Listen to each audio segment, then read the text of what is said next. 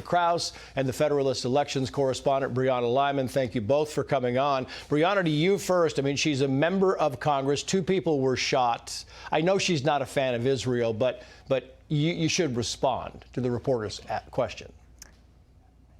Absolutely. Look, first, we're witnessing 2 things here. This is the end result of the Globalize the Intifada movement, okay? Second of all, it is the continued normalization of political violence, and this did not occur in a vacuum. It has been enabled by a progressive movement that rationalizes and downplays political violence. And for Democratic leaders to fail, and Ilhan Omar as well, to not only fail to condemn just the acts of violence itself, but not to attribute this act of violence to a direct result of the radical, anti-West, anti-American, free Palestine movement only emboldens further perpetrators because they know there is a safe haven in the left's political corner. Yeah, that's exactly right. Meantime, here's Kelly O'Donnell. This is on MSNBC saying the Trump administration is not transparent because they no longer release transcripts. They're relying on video and no longer releasing transcripts. And here's the thought process. Watch this. Something we hear almost every day, that they claim to be the most transparent, and in some ways they are trying to show transparency. But this is another example where they are reducing the public's access to this kind of information, and they have not explained why. They say that it is available for people to look at the videos and that should be, I guess, in their judgment, sufficient. But it is a change, and it's one that diminishes the pipeline of information people have about their government.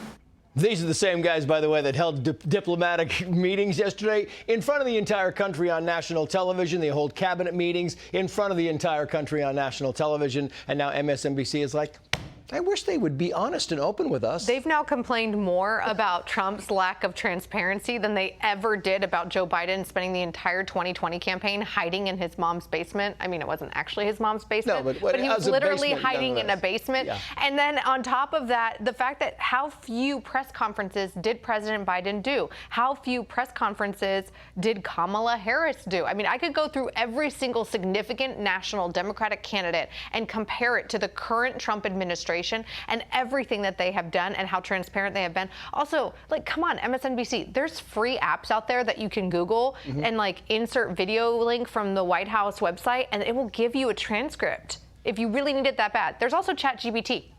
Yeah, I mean, this is like jumping on board with the whole biological males and female sports. It's an 80-20 issue. If you're going to say that the administration is not transparent, you're on the wrong side of this. I mean, fight for something that you can win. This is not winnable. MSNBC, take that back, NBC correspondent saying President Trump should show this video, right, yesterday with the South African president that wasn't really accurate. It wasn't what he said it was. Watch this. We know that that was not true and that the video wasn't showing that. So I wonder, why did the president choose to show that it's not true the video was showing a burial site? It is unsubstantiated that that's the case. The video showed images of crosses in South Africa about white farmers who have been killed and politically persecuted because of the color of their skin. Are you disputing that there's no... disputing the fact that the video showed what the president claimed it showed, because it did not show that.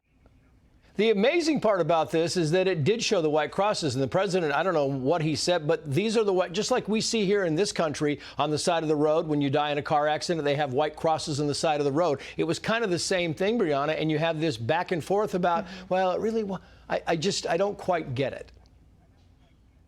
You know why? Because when Donald Trump played that video, he wasn't just confronting South African leaders about what's going on in their nation. He was undermining the narrative from the propaganda press that white South African farmers do not deserve refugee status. See, they have tried to spin this as though these refugees have been allowed to come in because they are white and because Donald Trump only likes white refugees. They have ignored the fact that these refugees meet the eligibility criteria because they face persecution on the basis of their race. And so Donald Trump showing them this hard evidence really undermine that narrative and force them to confront the facts that they have desperately tried to sweep under the rug.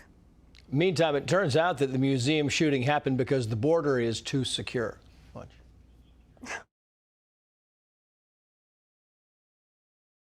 One of my main concerns in the current administration is the fact that so many resources are being diverted to immigration enforcement. And that is a priority of this administration, and that's their prerogative. But at the same time, if they are drawing down resources from counterterrorism. Does she think that there were ICE agents that were going to be outside the Jewish Museum last night? What is going on here? It's kind of interesting. These are the same people that are perturbed at President Trump and Marco Rubio for saying, hey, we're pulling the student visas of people who are known supporters of terrorist organizations like Hamas and Hezbollah. And they are outraged and saying that they need due process. They must have their day in court. This guy was a radical. His religion was radical leftism. He wasn't an alt-right Christian that was anti-Israel. He wasn't a radical Muslim that was anti-Israel. He was a leftist, anti-Israel, pro-Hamas idiot for a decade. But in the United States, that's not enough to have ICE come knocking at your door or the FBI come knocking at your door, because we do have due process. Right. And it's just really interesting to see the media's double standard on this. It's just the silliest argument I've ever heard. Alicia, Brianna, thank you both. Hey, Sean Hannity here. Hey, click here to subscribe to Fox News YouTube page and catch our hottest interviews and most compelling analysis. You will not get it anywhere else.